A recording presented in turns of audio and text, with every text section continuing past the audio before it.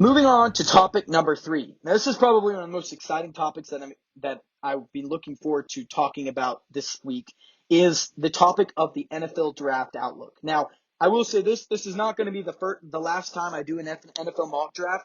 I will preface this by saying this mock draft that I have, that is the top 10 mock draft, does not have any trades that haven't happened already.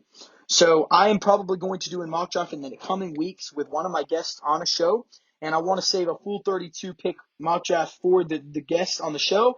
And I'm doing a top 10 mock draft with no trades. I can tell you right now, I will have some trades in that top 10 in that draft discussion in a few weeks. So, as of right now, as it stands, as of today, the NFL's top 10 draft order is number 1, Carolina Panthers, number 2, Houston Texans, number 3, Arizona Cardinals, at 4, Indianapolis Colts, at 5, Seattle Seahawks, at 6, Detroit Lions, coming in at 7, you've got the Las Vegas Raiders, at 8, the Atlanta Falcons, number 9, Chicago Bears, and number 10, my very own Philadelphia Eagles.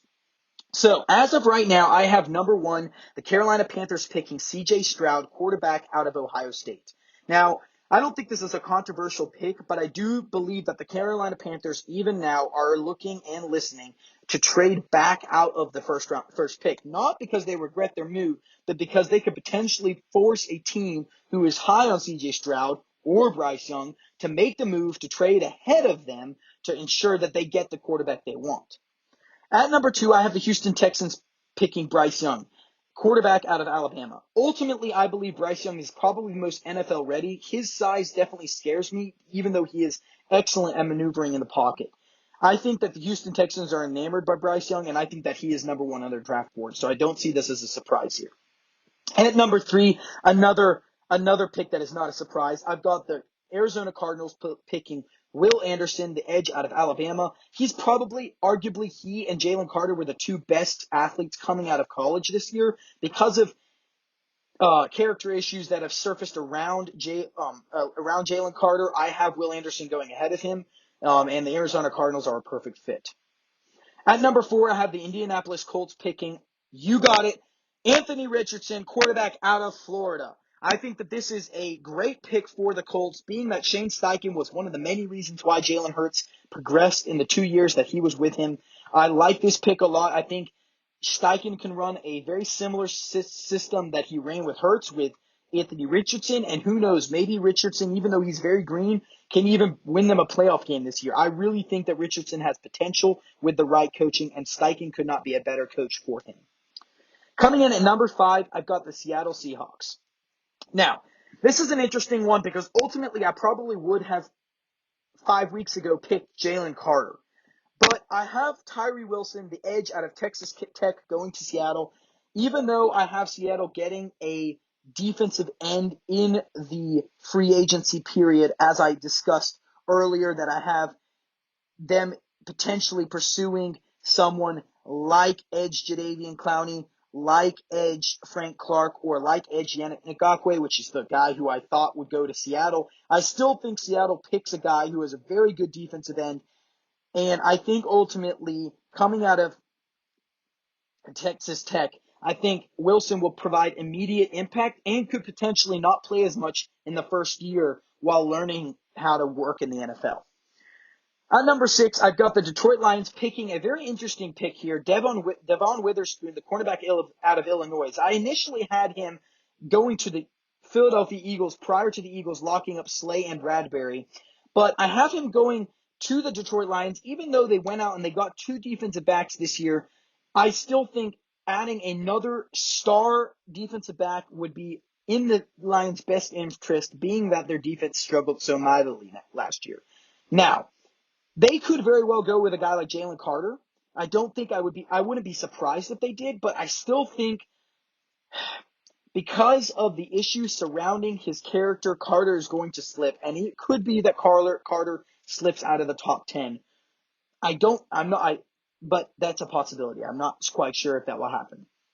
At number 7, I've got the Las Vegas Raiders strengthening a position of need. Ultimately, I think 6 and 7 could alternate, where 6, the Detroit Lions get Christian Gonzalez, cornerback out of Oregon. But I have him going to number 7 to the Las Vegas Raiders. I have them picking Yes, as I said, Christian Gonzalez cornerback out of Oregon, and I think this strengthens a position of need. Let's put it this way. That division is so loaded with receivers from Mike Williams and the name is slipping me, but Mike Williams and the opposite Mike Williams on the Chargers team, Keenan Allen. There you go. Mike Williams and Keenan Allen on the Chargers. You've got Jamar Chase, Tyler Boyd, and T. Higgins on the Bengals. You've got not the Bengals. I didn't mean to say Bengals. You've got Keenan Allen and um and Mike Williams on the Chargers. When moving to the Broncos, you've got Cortland Sutton and Jerry Jeudy with KJ Hamler as well. Moving to the Chiefs, you've got tight end Travis Kelce, sorry. And then you've got, receiver Sky Moore. You've got some receivers. I know they're bringing in some receivers. That is an offensive-driven division. And if you're going to go to as far as the AFC goes, like I said, you've got the Bengals receivers. You've got other talented receivers.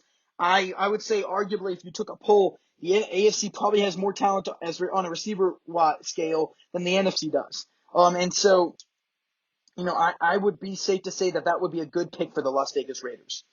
Moving on to pick number 8. This is an exciting one because I really think that he stays home and the Atlanta Falcons pick Jalen Carter, defensive lineman out of Georgia. Now, I said this before. I really think that Jalen Carter could slip out of the top 10. And, of course, it's very interesting because the first 4 picks, 3 of them were quarterbacks in this draft, in my first top 10 mock draft. I really could see so many talented guys that could have gone in the first 4 picks slip out. And, now with Jalen Carter, that's just yet another talented player that potentially sneaks into the top 10 that teams get a chance to pick just because, top 15 because Jalen Carter typically probably would have gone in the first 5 picks. But now, at teams 10 through 15 could very well have a chance of getting arguably one of the best defensive players in the NFL draft. The only question is, can they look past his character issues, and are they as concerning as the media and as the reports are saying?